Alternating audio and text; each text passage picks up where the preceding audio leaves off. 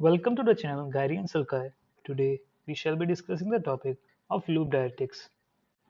Diuretics generally are the substances which promote sodium and water excretion in urine.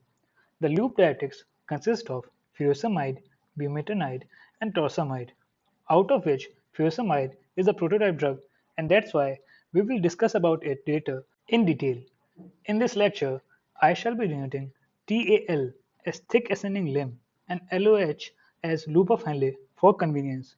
The major site of action of loop diuretics is the thick ascending limb of loop of Henle, where it inhibits the sodium-potassium bichloride symporter, thereby causing maximum diuresis. The loop diuretics are also known as high-ceiling diuretics because of the fact that 20 to 25% reabsorption of sodium occurs in loop of Henle, and if this stops, it causes maximum sodium excretion, to which water follows, causing maximum diuresis. They are also known as high-efficacy diuretics due to the fact that as we increase the dose of these diuretics, the diuretic effect also increases. The onset of action of loop diuretics is too rapid. When given intravenously, it acts in 2 to 5 minutes. When it is administered intramuscularly, it acts in 10 to 20 minutes, and when given orally, it acts in 20 to 40 minutes. However, the duration of action is short and it lasts only for 3 to 6 hours. Now we will study about the mechanism of action of furosemide drug. As we all are aware of the fact that the furosemide drug acts on thick ascending limb of loop of Henle. So let us now magnify a single epithelial cell of thick ascending limb of loop of Henle and learn something about the normal renal physiology explaining the reabsorption and secretion processes of the thick ascending limb. All the cells present in nephron consist of various pumps embedded in its basolateral membrane, and the most predominant of these pumps is the sodium-potassium Atpase pump. It ejects 3 sodium ions into the bloodstream for every 2 potassium ions entering into the cell. A giant sodium-potassium bichloride symporter is present on the luminal wall of the cells of thick ascending limb of loop of Henle. It throws 1 sodium, 1 potassium, and 2 chloride ions into the cell from the luminal side. Now, this sodium ion travels from the cell into the bloodstream via the sodium-potassium Atpase pump, and these chloride ions will enter the bloodstream through the chloride channel present on the basolateral side of the thick ascending limb. Now observe carefully that potassium is entering into the cell from both the pumps, that is the symporter as well as the sodium-potassium Atpase pump. So this causes massive accumulation of potassium within the cell. Now these potassium ions need to move out to an area of low concentration. This potassium channel present along the luminal wall serves this purpose. It causes efflux of excessive potassium ions into the lumen by the action of concentration gradient, and this develops an excessive positive charge alongside the walls of lumen, and this extra positive charge will create repulsive force against the calcium and magnesium ions present in the lumen, ultimately leading to their transmembrane transport into the blood. Now let's see how furosemide alters this normal renal physiology and causes diuresis. This furosemide molecule will bind to the chloride binding site of the symporter and block the activity of the symporter.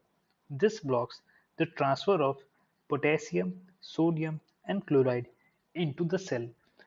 As these ions will not enter into the cell, these would accumulate within the lumen. And as the sodium ion does not enter into the cell, so this sodium ion cannot be transferred into the bloodstream via the sodium-potassium Atpase pump, and in reciprocation, this potassium will not enter into the cell, and this would lead to cessation of sodium-potassium Atpase pump. Likewise, as no chloride ion enters into the cell from the luminal side, no chloride ion will enter into the bloodstream through this chloride channel. So this chloride channel also stops to function. And in this condition, there is no excessive accumulation of potassium ions within the cells. So this would lead to subsequent blockage of this potassium channel too. And as there are not enough potassium ions present within the lumen, so there is no extra repulsive force to push these calcium and magnesium ions into the bloodstream. So their transport into the bloodstream is also abundant. So in the final scenario, there is presence of excessive sodium, potassium, magnesium, calcium, and chloride within the lumen.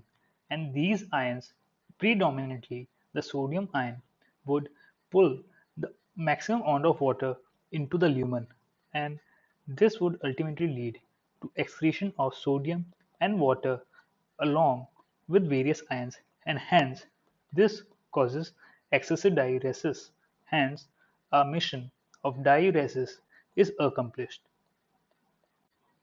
Now we will understand various indications or uses of furosemide drug by utilizing the concept that we learnt in the mechanism of action of furosemide.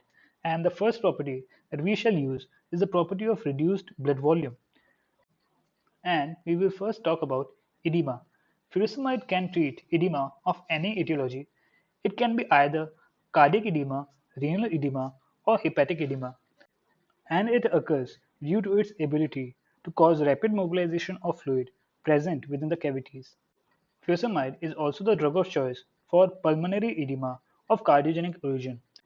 Intravenous administration of furosemide can provide quick relief in pulmonary edema as its vasodilatory action precedes the cell-diuretic action and cause a significant reduction in the blood volume as well as a decreased venous return.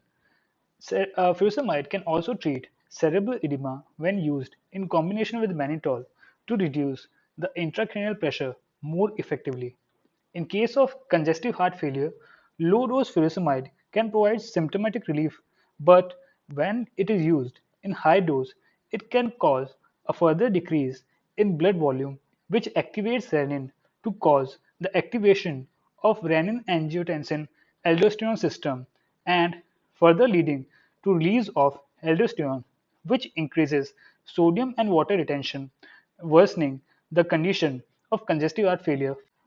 Furosemide can also be used in treatment of resistant hypertension and hypertension with renal insufficiency or congestive heart failure. It can be explained by the fact that reduced blood volume leads to reduced pressure of blood column in the arteries. However, the thiazide group of drugs are the preferred diuretics in treatment of hypertension. Now we shall utilize the property of reduced ionic concentration in blood to understand various other uses of furosemide. Furosemide can be used to treat severe anemia followed by hypertonic saline infusion. Now, hypercalcemia of malignancy can present itself as a case of medical emergency due to severe volume depletion. It can be treated successfully by rapid saline infusion followed by furosemide administration, as both these substances augment calcium excretion and prevent volume overload. We will study about the adverse reactions of high ceiling diuretics by keeping in mind the mechanism of action of furosemide. The first and the most common adverse reaction to furosemide drug is acute saline depletion. It occurs due to prolonged therapy of high-ceiling diuretics, which ultimately leads to dehydration and hypotension. Hemoconcentration caused due to this may also precipitate peripheral venous thrombosis. Another adverse effect to furosemide drug is hyponatremia. It is more evident in the patients of congestive heart failure when vigorous diuresis is precipitated by furosemide, which causes ECF dilution and ultimately leads to hyponatremia, which makes the patient feel thirsty. The treatment to this problem is the withholding of diuretics, reduced or restricted water intake, as well as the glucocorticoid administration, which prevents the volume overload. Another problem due to furosemide is magnesium depletion. It also occurs due to prolonged therapy and it might precipitate ventricular arrhythmias in patients of congestive heart failure. And this magnesium depletion can be prevented by the use of potassium sparing diuretics. Another problem is hypocalcemia, which occurs due to prolonged use of furosemide drug. Hyperuricemia is less marked in loop diuretics as compared to thiazides. High sodium diuretics can also cause GI disturbances leading to manifestations such as nausea, vomiting, and diarrhea. CNS disturbances are also seen, such as headache, paresthesias, and weakness. In cirrhotics, brisk diuresis may lead to hypokalemia, alkalosis, and increased blood ammonia, which might precipitate hepatic coma along with mental disturbances. The loop diuretics are contraindicated when the systemic blood pressure of a person is less than 100 millimeters of mercury, or the person is suffering from severe oliguria or anuria, which occur in the cases of acute kidney disease, or the person is suffering from hepatic disorder, or there is electrolyte imbalance in the body of patient. Loop diuretics are also contraindicated in case of pregnancy. That's all for today. Hit the like and subscribe button and stay tuned for more updates.